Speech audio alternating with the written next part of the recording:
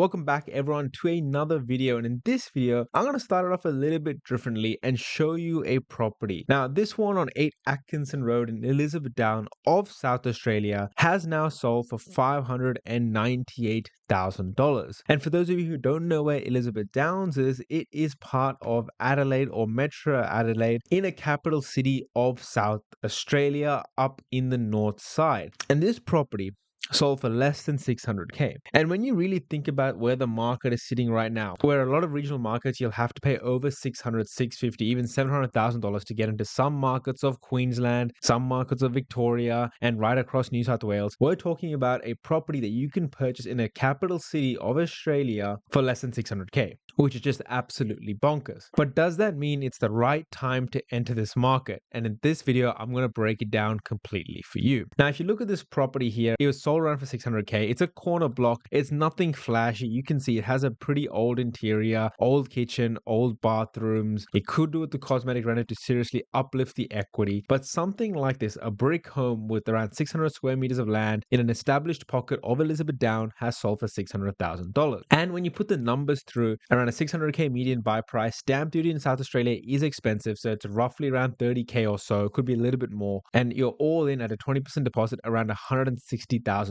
which is not chump change, by the way. And when you look at the rental properties on this market, you can see that 3x1s go for 480, 570, and this is not that flashy, 450, 500, 550. So it's a little bit not all over the place, but it'll depend on the street, the pocket, and I've roughly put this one for around 520. Now it could be a little bit more, could be a little bit less, but you're roughly getting anywhere from about 4.3 to about a 4.7% yield, which is really on par with a lot of the locations you see in New South Wales and Victoria at the moment, bar a couple of locations. And when you put the numbers in of home insurance, council rates, water rates, etc., you'll be around negative $10,000 per year or around negative 6k after tax, assuming negative gearing still exists, because I'm recording this video before May 12th. And if that is the case, you're around negative $6,000 or so on a property like this, which once again is directly on par with a lot of locations in Victoria, New South Wales, and Queensland at this very point in time. But this price point is getting harder and harder to achieve, which begs the question, is this a good asset to purchase in today's market? And I'm not going to sugarcoat things, because you need to watch right till the end of the video to fully understand my thought process behind this. But if you haven't already, guys, jump into the private community. This is where we help out members on a daily basis for $35 a month. It is an absolutely cheap service to get property mentorship, to get property guidance on different suburbs, locations, properties. That is what we help out on a daily basis. If you're unsure about where to invest, whether you should rent invest or buy a PPOR, whether you should be looking at a certain asset in a certain state, then that is where I can help you break down your strategy and help you determine which location is best for you to invest in. Not just some general pick, choose these locations. It's strategized to your needs and goals over the short and long term. And that is where this community can help you. You can ask community members, you can ask me, and I will be here to help you guys out. So stop wasting time. It costs less than a KFC meal. Jump in the private community and get the help you need, guys. And let's get back into the video. Now, the best way to determine whether this is a good investment or not is to look at the underlying data. Now, Elizabeth Downs is part of the city of Playford, and the city of Playford has been performing extremely well over the past 5 years. It's gone from properties around 350k to properties worth now 750k, from yields of 7% to yields of low 3 to mid 4%. And you can see that over the past 5 years, it's grown about 121%. And over the past 12 months, it's also grown about 13%, which is just incredible. It's going on an absolutely generational run, quite honestly. And rents have been relatively increasing with about a 5% rental increase over the past 12 months, which is acceptable and good for us to see. And you start to scroll down, the overall stock levels and demand levels are still painting a picture where further growth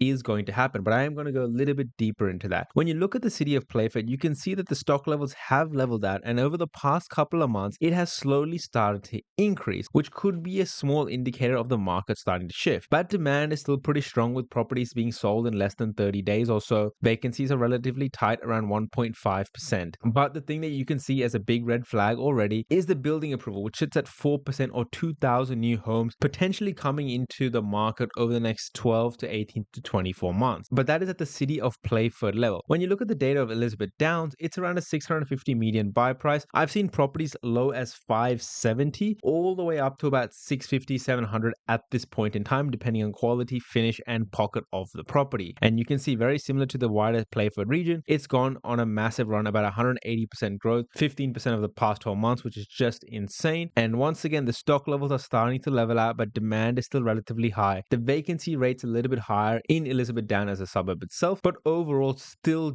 just over our threshold, but you might consider it if it's another location. But what you can see is that now you can cross-reference this data across other sources as well. And if I show you the postcode of Elizabeth Downs of 5113, you can see that over the past several months, or by mid-2024, it's starting to increase up. Elizabeth Downs overall listings have been starting to increase. Now, it's still much lower than compared to the levels it was at 2021, 2017, etc. But it's still rising. And as we know, if supply increases and demand reduces, then we're less likely to have capital growth to occur. And as the prices of these areas continue to increase, it's deterring investors and owner-occupiers considering these locations because prices have started to stretch. But not only that, when we look at the vacancy rate, we can see that on HTAG, it had it listed at around 1.6 to 2.1%. And when we look at SQM research, you can see that the vacancy rate has been increasing over the past couple of months, with more and more rental properties in this postcode, in this region, coming onto the market. Now, depending on where you zoom in and out on realestate.com, you can see there's about 150 or so properties across the Playford region available to rent, which isn't the worst, but it isn't the best either. And with the vacancy trend increasing at the moment, I know we're sort of in the middle of the year where it is harder to find a tenant and more properties sit vacant. It is still an indication of that it's becoming harder and harder to find a tenant per se. Now, we usually want to be investing in areas where the vacancy rate is trending down, which means rental demand is strong, it's easier to increase rents and therefore hold your asset